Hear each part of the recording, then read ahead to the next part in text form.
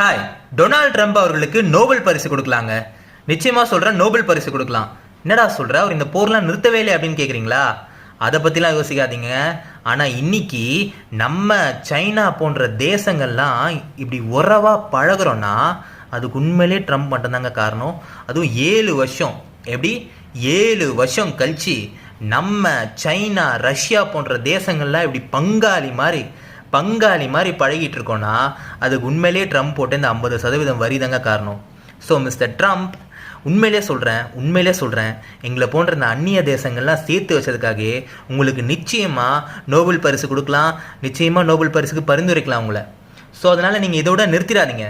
ஏன்னா இந்த மாதிரி போர்கள்லாம் நிறுத்தி அமைதியை நிலைநாட்டி அப்படி உங்களால் நோபல் பரிசு வாங்க முடியலனா கூட நீங்கள் நிச்சயமாக எங்களை போன்ற தேசங்கள் மேலே வரி போட்டு அதை எதிர்க்கிறதுக்காக எங்கள் எல்லாரையும் ஒன்று சேர வச்சு அப்படி நீங்கள் நிச்சயமாக நீங்கள் நோபல் பரிசு வாங்கிடுவீங்க அப்படின்ற ஒரு நம்பிக்கை எனக்கு வந்துருச்சு. எனக்கு வரலனா கூட நிறைய மக்களுக்கு வந்துருச்சுன்னு நிச்சயமாக நாங்கள் சொல்லலாம்.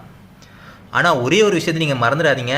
இந்த மாதிரி தேசங்கள்லாம் இப்போது நீங்கள் போடுற வரிகளுக்கு எதிர்த்து ஒன்று சேர்றதுனால அது உங்களுக்கு தான் பெரிய பாதிப்பாக முடியும்.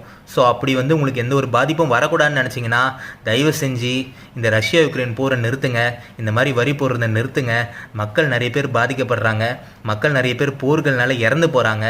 ஸோ இதெல்லாம் நிறுத்திட்டு ஒழுங்காக இந்த அமைதியை நிலைநாட்டுற வழியை பாருங்கள். அதெல்லாம் விட்டுட்டு நான் பண்ணுறதான் நான் பண்ணுவேன், தேசங்களை மிரட்டுவேன், வரி போட்டு மிரட்டுவேன், அப்படி இல்லைனா நிறுத்தாத போகிற எனக்கும் அதுக்கும் சம்மந்தமே இல்லாத போகிற நான் தான் நிறுத்தி வச்சேன்னு சொல்லுவேன் அப்படின்லாம் சொல்லி நீங்கள் இருந்தீங்கன்னா நாளைக்கு இந்தியா, சைனா, ரஷ்யா போன்ற தேசங்கள்லாம் ஒன்று சேர்ந்து அமெரிக்காவுக்கு எதிராக நிற்பாங்க.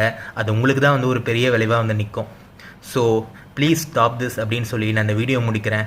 நன்றி, வணக்கம்.